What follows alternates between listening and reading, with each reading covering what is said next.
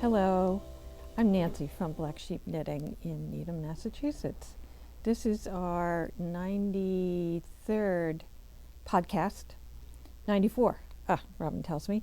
Actually 93, we filmed yesterday and we did a video with Andrea Mowry. If you haven't seen it, she's a yarn rep who comes to us a couple times a year, and we have the joy of looking at lots of yarns and lots of colors, and ultimately spending a lot of money because she's a very good rep.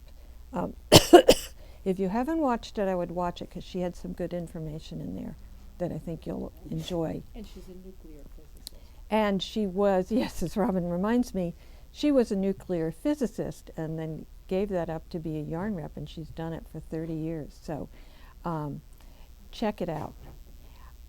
Today I wanted to, our sock knit along has come to an end, and we were making socks for soldiers in Ukraine, and people have very generously given up their time and money to purchase yarn and make socks, and we're going to be sending them via a friend of Agnes. Agnes is one of our staff people here, and she is from Latvia, as many of you know, and she has already taken, I think, half a dozen or so socks on a trip. She went to Latvia for some reason, and they ended up being hung in their parliament.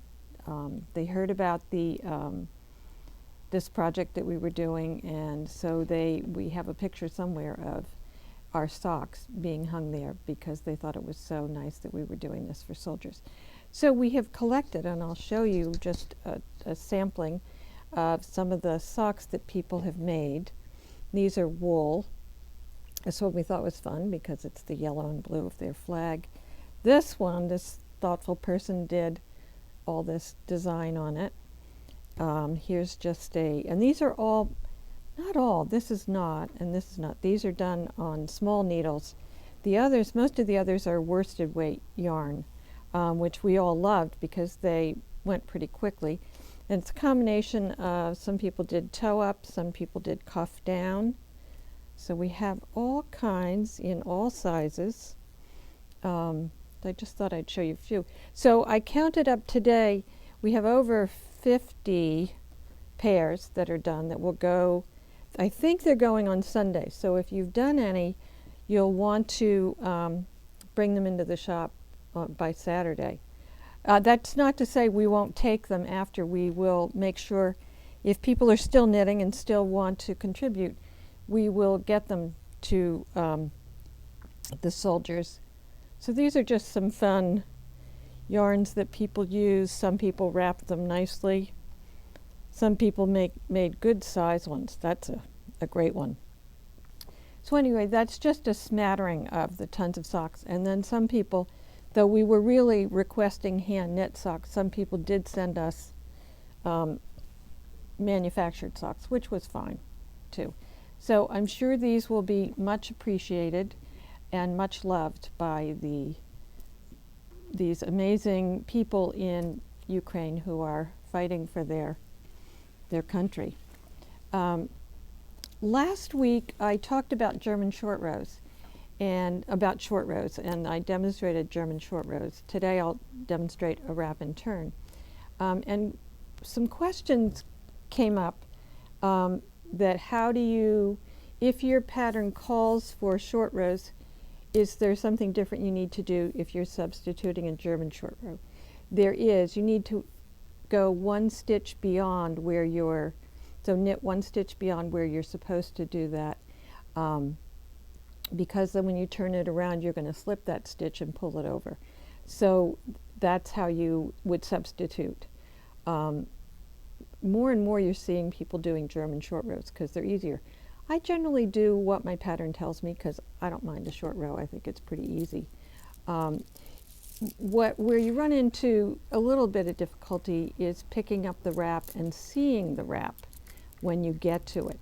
Now, I've seen patterns that don't have you pick up the wrap, but this, you'll see this little horizontal piece of yarn that it will be in the middle of your design. So I don't think it's a good idea. So I'm going to demonstrate. We'll take a little break here quickly so I can set up, and then I'm going to demonstrate how to do a wrap and turn. So here I am about to do a wrap and turn. So I'm going to knit a stitch, and then it tells me to wrap and turn. So the first thing I do with my right needle, purlwise, I slip a stitch. Then I bring the yarn from the back to the front. I slip the stitch back. I turn around. Now I'm purling, and what you'll see is, you can see it on the other side, this is the wrap, and it's wrapped like a little tight necklace around that stitch. So I'm going to go a couple of stitches, and I'm going to wrap and turn again. So I'm going to slip a stitch, bring the yarn forward, slip that stitch back, turn around again, and because I'm knitting, I need to bring the stitch to the back, and there's my wrap. So I'll show you how you pick up the other wrap. So I'm knitting, and here is my wrap, and there is usually a gap between the wrapped stitch and the stitch that was there before. Very often they'll have you knit it together, but if you're doing some shaping or like in a sock. So here's my wrap. I stick my right needle underneath, and I get the stitch on my needle, and I knit them together. And that is called picking up your wrap. So I'm going along, and I'm going to do another wrap and turn. Slip, bring the yarn forward, slip back, always slip purlwise unless you're told differently. And then I'm going to bring my yarn to the front to finish the purl. And I'm going to come along, and now I'm going to be looking for that wrap, which is right here. No, it's not. Even I couldn't see it. So it's here, and I'm going to pick it up and pick up. So I pick it up on the other side, and I'm going to purl. Make sure you get this one over them together. Sorry. I need these two to go together. Did I get it? I don't think I did. Here we go again.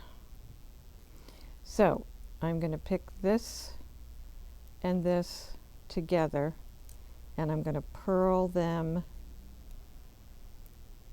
I see my problem.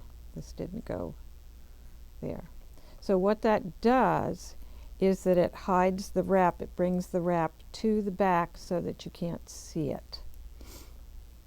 So that is a wrap and turn. So we're doing something a little bit different, maybe not quite so different, but called featured pattern of the week. And the one that I'm going to do is, that I'm doing this week, is called Flicker and Flame. And it is a colorwork pattern from Andrea Mowry of Drea Renee Knits. Now in this pattern, she gives you options of doing either a sport weight or a worsted weight. So she gives directions, and you should look at it carefully. But she does give you worsted weight, and then down here, somewhere down here is a sport weight. So you want to look carefully to see which one you're going to be doing. Oh no, excuse me. The original pattern was done in a sport weight, and then she changed it up for a worsted weight. I made it in the sport weight, and it was a little bit small, and I had to take it out and make it bigger. So be sure that you carefully measure your head and see what size your head is, and make sure that when you cast on, you've cast on enough stitches, or you used a big enough needle to for it to fit on your head. So this is my Colorwork hat so far. The ribbing looks tight, as you can see, but it will stretch out, and it does fit on my head. But we all have different size heads, so be sure that you do some good measuring. And I wanted to show you some little tips for color work, and then I'm going to show you some kits that we've made up. So the pattern is charted. Now, as I said, it is done in sport weight. So these are the sport weight charts right here. And I'm using a worsted weight, so I want to follow the worsted weight charts. And I'm doing a size, I forget, I indicated it somewhere, but I think I'm doing a size 4, which is, actually the size 4 is a small adult, and size 5 is an adult. The sizes 1 through 3 are for children, and you can read that in the beginning of the pattern. And I apologize to all of you who don't like charts, but they make a huge difference, and I just want to show you how I go about doing this. I always have my pattern in a plastic sleeve, and I use tape. And so I would move up and down depending on where up, not down. Depending on where I am, I'm going to move the tape up as I go. And if you think you're smart enough that you can remember what row you're on, then you're a genius. I can't, because I can't, and I want to be able to just look down and see where I am. And this is repeated across, so this is my main color, and these dark squares are my color work. Now, I have a question. yes. You're on the row and you can keep track of the row with the tape. How do you keep track of a stitch? Well, very easily, because this is my main color, which is the gray here, and this is my contrast color, which is the Dream State. So I'm using Rios and Dream State, and I'll show them to you in a minute. And I discovered another, this is just another little tip. I frequently, because when we start, we're starting here, and that ends up being the beginning of the round. But what happens is that stitch marker always falls off. So I was doing it 1 in. Well, what I discovered, it's way easier to do it in the middle of your needle, the middle of your stitches of the round, because you don't have to deal with it falling off and, you know, finagling with the yarns with that stitch marker when you're going from one needle to the next. Now I'm doing it in magic loop. You can do, you can easily do this, what do I want to say?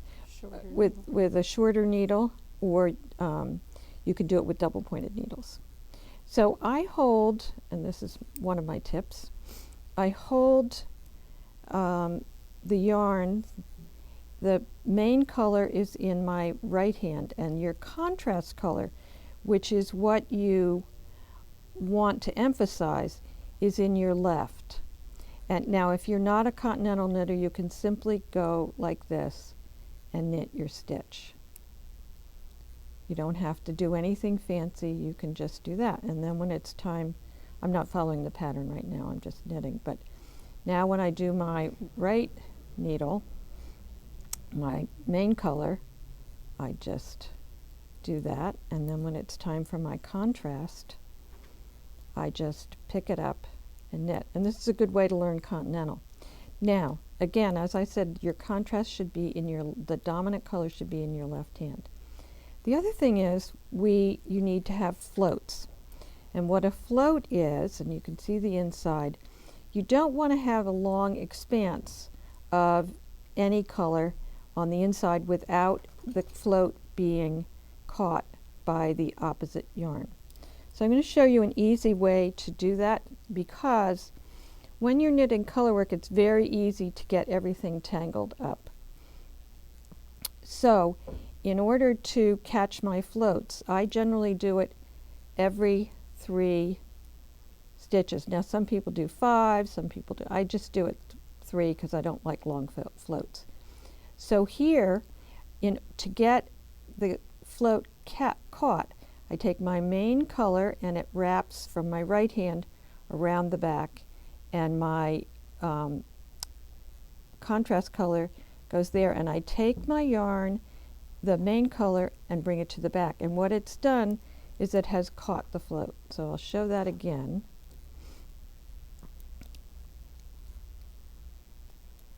So it's just nice to have this beginning of the round in the middle of my work. Okay, so now I'm ready to catch a float. Bring the main color around, the contrast then makes its regular wrap, and then I bring that to the back, and then it's caught again here, and you can see where it's caught it. So I don't have big huge floats. Now in a hat it doesn't matter as much as on a sweater, because on a sweater if you have big floats that are say 6 or 7 stitches, you can catch your fingers in it when you're putting the garment on. Here it doesn't, because your fingers aren't on the inside of your hat. Now if I'm going to catch the other, so if I'm knitting 3 stitches this way with my right hand, with the main color, to do this, I'm not going to bring it this way. Well, I can. Yep, sorry. I can bring it this way. Excuse me. Lost my stitch. Here we are. Okay, so if I want to wrap this way, it doesn't work. So the yarn has to come from the right hand side, wrap, and then you bring it to the back.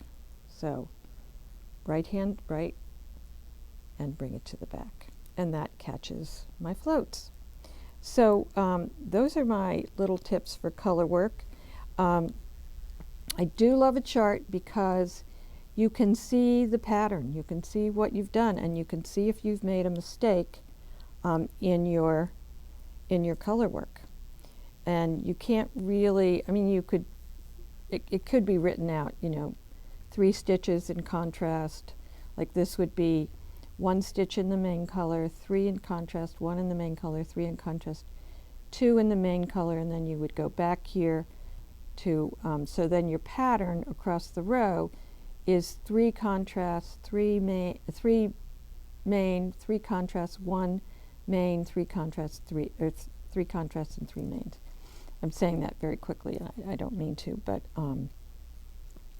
just to move along. So those are some tips for color work. You want to be sure, and the other reason for catching floats is that it's very easy to pull too tightly on the float here, which then causes puckering on this side, and your work won't lay flat. So you want it as flat, and you don't want to have to block the heck out of it, but you want it to be nice and flat and not have ridges. It will also make it too small this way if you've pulled too hard on those floats. So that's why I like to catch it every 3 stitches, and I don't have that problem. So now that I've shown you that, and I have to say that I just love color work because it's so fun to see the pattern coming up. And I taught some little workshops. We used to do Find Out Fridays. We did these workshops, and I had people doing color work. And I said, now you're going to just hold the one color in one hand and one in the other. And when you get to the, and I had a simple chart, you know, that was maybe just every other stitch was a different color. And I said, and you're going to wrap around with your left hand. And they went on. And I said, and now you just learn continental knitting. And they were all amazed that it was so easy. And honestly, if you don't tell people that something's hard, they just do it. And they learn to do it, and they don't, you know, telling somebody right away, well, this is going to be difficult. Right away, you're like, oh my gosh, it's going to be difficult. I can't do it. Well, the reality is you can do it. And if you're encouraged in the beginning to do something, take a leap of faith, I guess, or to just do what you're told and not overthink it, it becomes quite easy. So I wanted to show you some kits that we put together, and I think we'll have a link on our YouTube channel that you can link right to purchasing these online. So these will be in our online shop, or you can call the shop and say, I want, you know, that one. So the first one I have, the main color is Rios Plomo. These are all worsted weight, by the way. And we're doing, pairing it with Dream State, which is spin cycle. It's a worsted weight yarn, and this one's called Overpass. So I thought these would be a fun combination. And next we have Cowboy in the Rios. This is a bluish purpley kind of color, and we paired it with Ghost Ranch, and I just love that one, and I think the yellow and the pink are going to really pop out on that. The next one is called, the Rios is called Pearl, this is a soft sort of lavendery gray, and I paired it with Rosy Maple, Rosy Maple is what I'm using. And I apologize, but I don't have this gray. I thought I did, unless it's downstairs. But you could do Rosy Maple also with a gray like this. This one I thought was a lot of fun. This is the Ivory. And by the way, Rios is so soft and so lovely to knit with. And I paired it with Ranunculus, Dream State Ranunculus. Now, isn't that cute with the pastels and the white? So that would be great for somebody, a blonde. Could you see somebody with blonde hair with that? The next one, this is one of my favorite Rios colors. It's called Cape Cod Gray. Well, it's really a greenish gray. I think it's just beautiful. So I put it together with Melancholia, which is one we always have in the shop. And I just I think that will be really striking. And again, here's a color that I've come to love this year called Sunset. And they'll see you coming in this, but if you like this kind of color, I think it's beautiful. And I put it together with Valley Girl. And Gigi, if you're out there, here's Valley Girl. It's in Dream State, though. I don't have it in Dyed in the Wool. But Gigi's a customer who loves Valley Girl.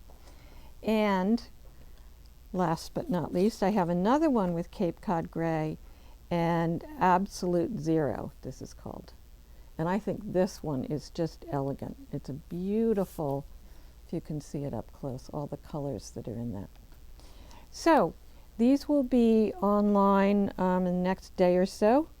You can, if you wrote down the colors that you like, you can always call the shop, and you can charge over the phone, and we can put it aside for you. We can ship it to you. We have lots of other color combinations you could do. I think I might have a few more Dream State in some other colors, but we have, as you can see behind me, we have tons of Rios.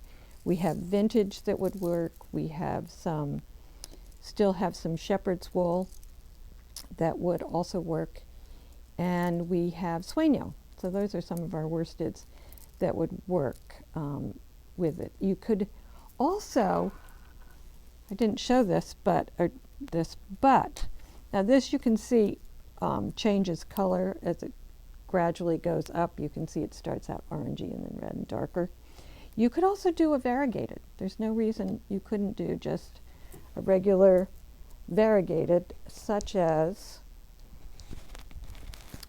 what if you did something like this? Well, these aren't quite the right colors, but you could use a variegated like this, which is called, this is Diana in Rios, and this is magenta. I think I would do a more orangey red, but you could get away with that. So we have lots to choose from. We hope that you will, if you're a first-time viewer, I hope you'll subscribe and like us on Facebook. And, oh, Robin said, what am I wearing? Well, this could be disappointing to all of you. This is just a shawl that I made up, just a regular triangle. You could take any triangular shawl and do it. This was a yarn that I dyed a long time ago. And this was a fun addition. I did a scalloped crocheted edge, just a simple, and you can look up how to do this online. And it's just added a little extra. But it's a triangular shawl with a spine down the center. I would like to take a moment to thank all of you who knit socks for the soldiers. It's a wonderful thing that you're doing and have done. we appreciate it so much, and we just hope for the best for all the people in Ukraine. I think maybe that's it for today. We'll have lots more next week. So I hope you have a good week of knitting. Today we had a little snow this morning, and I thought, oh, I wish I was at home on my couch watching the snow knitting, and ignoring all the chores. I said to someone who's retired, and I said, well, what do you do? You know, or she's semi-retired. I said, what do you do on your days off? She said, oh, I have so many chores to do. And I thought, oh, that's not for me. I don't want to pass through this life having someone saying I kept a neat house and my closets were clean. I'd rather have them say, oh, she did such beautiful knitting. So that's what I like to do on my days off. And I let the chores just go by the wayside. They eventually get done, or they don't get done. I no longer care. I care much more about knitting and doing different crafts and artistic things. So I hope that some of you can adopt that as well. So take care. See you next time.